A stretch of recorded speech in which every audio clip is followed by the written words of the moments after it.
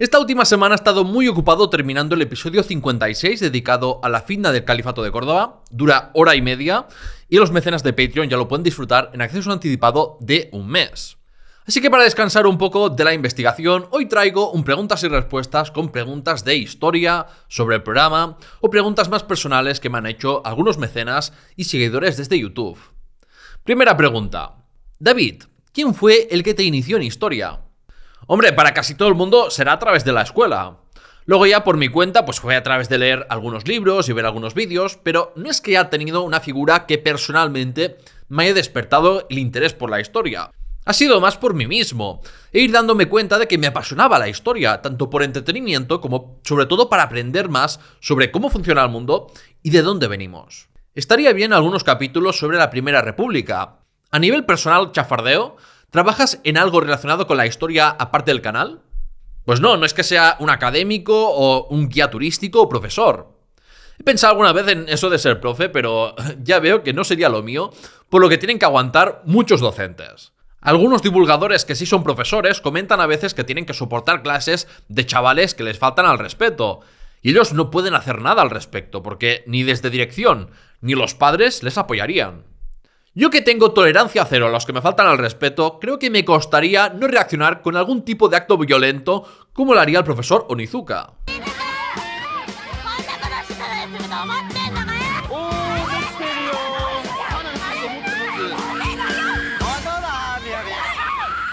Mi mecenas Guillem Navarro me pregunta, de los periodos de estados que has cubierto, ¿cuál te ha parecido el más interesante? En el último año he ganado mucho interés por el periodo de la Segunda República y Guerra Civil, pero así que conozca más, creo que lo más interesante ha sido investigar en profundidad la Al-Ándalus Omeya. En gran medida porque es un periodo del que apenas se enseña nada en la educación obligatoria, o sea que lo estudié básicamente desde el desconocimiento absoluto. Desde las últimas etapas de la enseñanza se habla mucho más de la edad contemporánea que de periodos anteriores que se dan de forma más superficial. Y ha sido pues una gozada aprender sobre la conquista musulmana, cómo se arabizó e islamizó la sociedad, la economía del Al-Ándalus o cómo se deshizo el Califato de Córdoba. ¿De verdad Juan Marc influyó tanto en la guerra civil? Pues sí, los personajes más influyentes en el desarrollo y resultado de la Guerra Civil Española fueron los dirigentes de Italia, Alemania, Reino Unido, Francia y la URSS. Y de España es probable que el más vital para el triunfo de los golpistas fuera Juan Marc. O dicho de otro modo, Franco y cualquiera de los generales era más reemplazable que Juan Marc, y más en los momentos más críticos para los rebeldes, que fue durante los preparativos del golpe y los primeros meses de guerra. A los hechos me remito para afirmar esto. Ya hice un vídeo sobre la muerte de Sanjurjo, quien estaba llamado a ser el líder de la sublevación militar y dictador.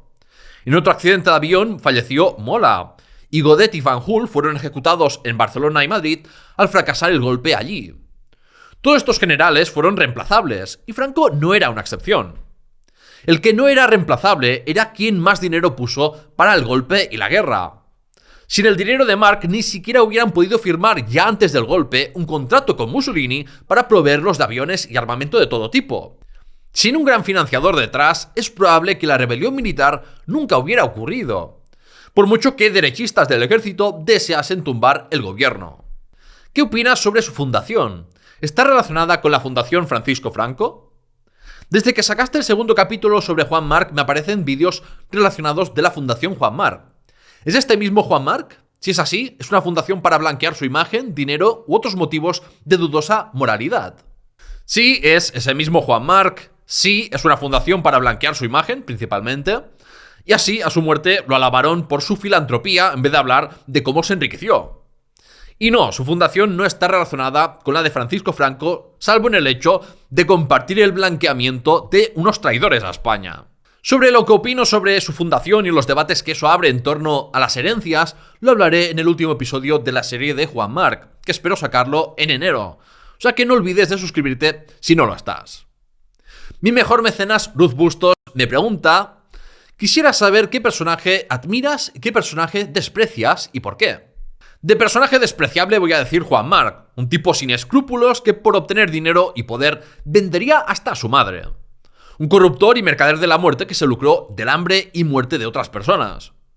Esto no quita que hay que reconocerle que era muy inteligente y audaz, y el único personaje comparable a él en la España actual sería Florentino Pérez.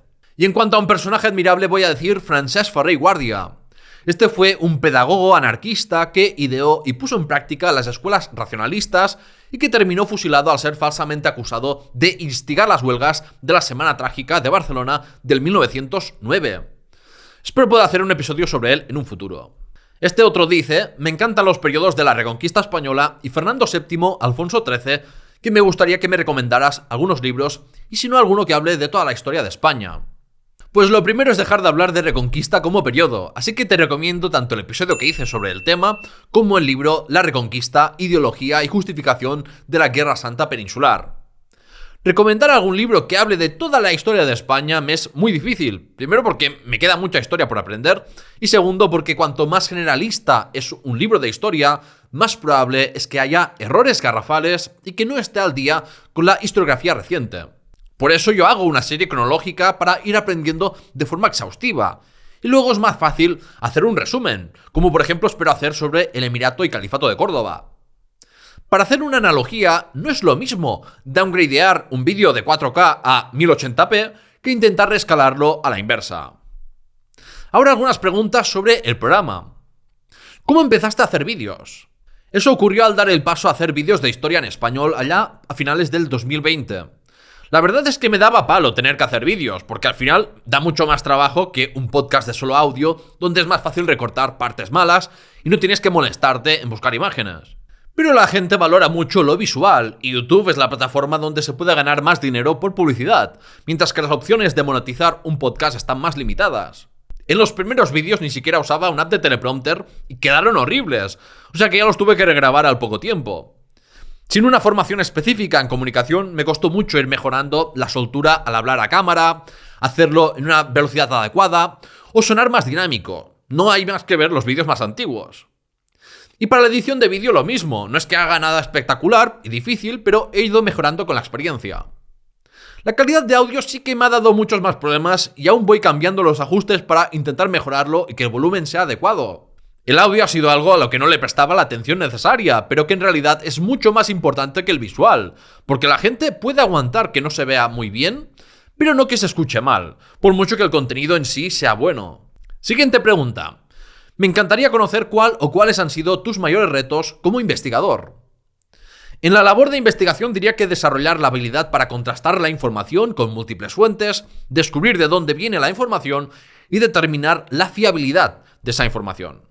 Alberto Prieto me formula dos preguntas interesantes, vayamos primero por la segunda, que es más simple. ¿Qué vídeo o serie de vídeos te resultaron más aburridos de hacer? ¿Y los más entretenidos? ¿Más fáciles de abordar? ¿Más trabajosos? De más aburrido de hacer quizás alguno de la serie de Japón, el episodio de los pueblos prerromanos o el de los mártires de Córdoba y derecho islámico. Más entretenido de hacer el de quién tuvo la culpa de la guerra civil por ser un formato creativo, muy diferente a lo habitual. Sobre cuáles han sido los más fáciles y más trabajosos de hacer, pues básicamente depende de la cantidad de fuentes que deba de manejar o de si se trata de un episodio muy de historia política y fácil de seguir con una cronología o uno temático. Uno de fácil podría decir el de por qué Cataluña no fue un reino, que por tener pocas fuentes lo hice en un día y sin esperarlo se ha convertido en el vídeo más visto del canal. Y de difícil volvería a mencionar el de quién tuvo la culpa de la guerra civil y los dos sobre la economía del Andalus, tanto por usar más de 100 fuentes distintas como porque aquello que no es historia política es más difícil de investigar. Y su otra pregunta es: ¿cómo es tu proceso de trabajo? Búsqueda de información, archivo, lectura, análisis, tratamiento, resumen, revisión, guión, grabación. De la serie cronológica primero pienso en qué temas voy a tratar, pero al investigar se pueden producir cambios en qué incluir o dejar para otro episodio. De los episodios de Memorias Hispánicas tengo un Excel con un ranking de ideas y elijo en función de varios criterios cuáles proponer a los mecenas de Patreon para que voten. Sobre la búsqueda de información selecciono la bibliografía principalmente con Google Scholar y viendo qué tengo descargado sobre los temas que voy a tratar. Para el siglo XI me he creado un Excel con muchas fuentes clasificadas por periodos, lugares y temas para que luego me sea más fácil que no se me pase ninguna por alto. En la fase de investigación a veces me da por empezar por las fuentes más relevantes y con más chicha, Pero en otras ocasiones, si quiero empezar tranquilo, que no se me haga cuesta arriba, primero me pongo con artículos con informaciones más complementarias. Mientras voy leyendo, voy escribiendo aquello relevante en un Word y voy seleccionando imágenes a usar. Es frecuente que haya divergencias entre fuentes, a veces son matices o datos poco importantes, otras son interpretaciones irreconciliables.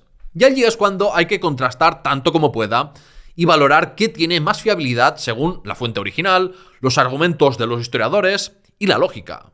Al terminar la investigación toca escribir el guión final. Algunas veces ya está bastante bien escrito desde la investigación y hay que hacer pocos cambios, pero otras veces está todo tan desordenado y con información duplicada y contradictoria que hay que crear un documento aparte e ir reescribiéndolo todo. Al tener el guión listo en inglés uso ChatGPT para simplificar el lenguaje y revisar que no haya errores lingüísticos.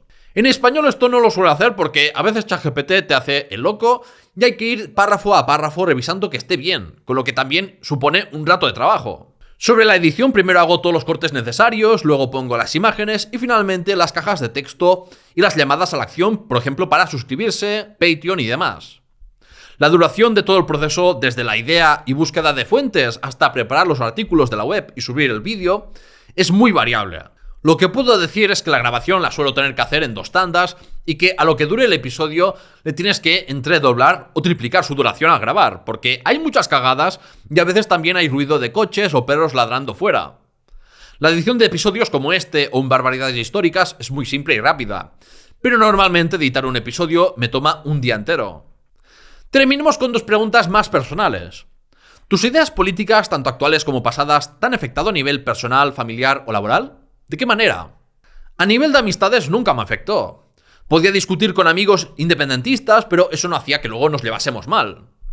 Ahora, con mi padre, que es un indepe de la vieja escuela, sí que he tenido choques más fuertes por eso. ¿Consideras que la polarización política actual nos puede llevar a una situación peligrosa, similar a la de los años 30? Es cierto que en la actualidad estamos en un plano dialéctico, con poca violencia física, aunque hay ciertos comienzos. ¿Pero podríamos llegar a algo similar? Sin lugar a dudas, pero yo no hablaría de polarización política, porque no es que ahora mismo haya una izquierda ascendiente a nivel mundial. Lo que hay son movimientos de extrema derecha o directamente fascistas en auge. Ya no estamos en esa etapa de Podemos pidiendo una renta mínima universal, por ejemplo. La violencia política en las calles no llega a eso, en buena medida por falta de acceso fácil a armas en Europa. Pero la retórica violenta y excluyente es una condición necesaria para que eso luego se pueda traducir en violencia física. Más que preocuparse por violencia política callejera, hay que preocuparse por el poder de los estados en la actualidad. Tienen más que nunca el monopolio de la violencia y una gran capacidad de vigilancia sobre la población. Por lo que quien controla al Estado puede hacer mucho daño, y encima puede revestirse de legitimidad si se trata de un gobierno electo. Esto lo vemos en el genocidio perpetrado en Palestina por Israel, el país que básicamente es el Estado 51 de Estados Unidos, y en principio lo veremos con Trump si cumple la promesa de crear campos de concentración militarizados para separar y deportar familias de inmigrantes. Me preocupa mucho que unos pocos individuos psicópatas tengan la capacidad de destruir el mundo al haberse otorgado la potestad de tener armas nucleares. Ningún individuo o grupo pequeño de individuos debería tener el poder de destruir la humanidad. Y ese es otro gran punto a favor del anarquismo. A mí me preocupa mucho más la violencia sistemática y estructural normalizada que aquella individual. Esto se ha visto recientemente con el caso de Luigi Mangione asesinando al presidente de la mayor compañía de seguros médicos de Estados Unidos. La inmensa mayoría de estadounidenses, independientemente del color político, lo ve como un héroe, porque ha matado a un asesino en serie, pese a que los medios se esfuerzan a que la gente no lo quiera tanto. En Estados Unidos se producen miles de muertes evitables y muertes sociales por deudas médicas, que no ocurrirían sin un sistema que protegiera la explotación capitalista de la sanidad. Pero algunos en la élite están tan en su burbuja que se creen que esos asesinatos legalizados no van a producir ninguna reacción y que a nadie se le va a ir la pinza y le dará por tomarse la justicia por su mano. Para volver a la pregunta original y no irme más por la tangente, el peligro no está en la violencia física desorganizada y espontánea en las calles. Está en la violencia estructural y en que esa polarización política, que hoy en día significa ir hacia el fascismo, lleve mediante elecciones o mediante golpes militares a sistemas políticos dictatoriales y totalitarios que usen todo un aparato institucional contra grupos de individuos vulnerables. Y hasta aquí las preguntas de este primer preguntas y respuestas. De vez en cuando también lo hago por las stories de Instagram. Pero si quieres más vídeos así, dímelo y ya puedes dejar preguntas en los comentarios para un futuro vídeo. ¡Hasta pronto!